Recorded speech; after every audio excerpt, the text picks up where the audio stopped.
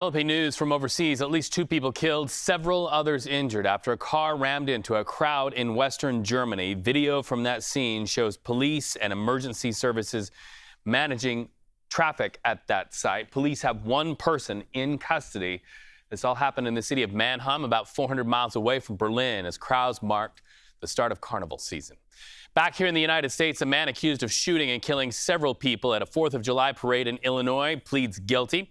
Robert Crimo entered his plea just moments before opening statements were set to begin in that trial. The attack in Highland Park back in 2022 left 7 people dead, injured dozens more. Here's how CBS News Chicago broke the news of this development just moments ago. Of this morning, Robert Crimo III has now pleaded guilty on all counts related to the mass shooting. Let's get to our Sabrina Franza, who's live for us at the Lake County Courthouse with more on this last-minute change. Sabrina.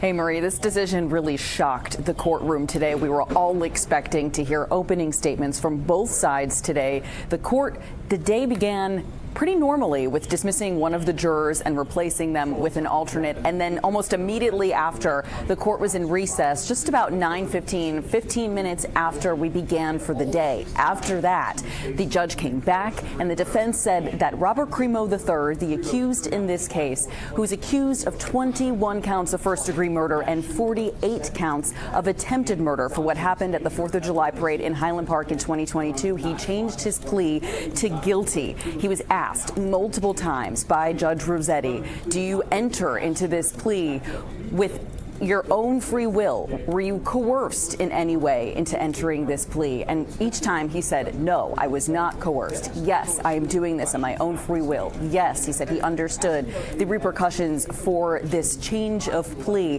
And they went through the facts of the case, what happened briefly on the 4th of July in Highland Park back in 2022. They named each of the 7 victims who died that day and each of the 48 victims who were injured that day, who were presumably on the lengthy list of witnesses that we expected to hear from over the next 3 to 5 weeks. Those witnesses will no longer have to testify in this case because Crimo has changed his plea. The judge accepted his plea as guilty. Many of the folks who were here from Highland Park that were in the courtroom waited, held their breath until the proceedings ended for the day, and they went home to try to take a second to process it all. Take a listen.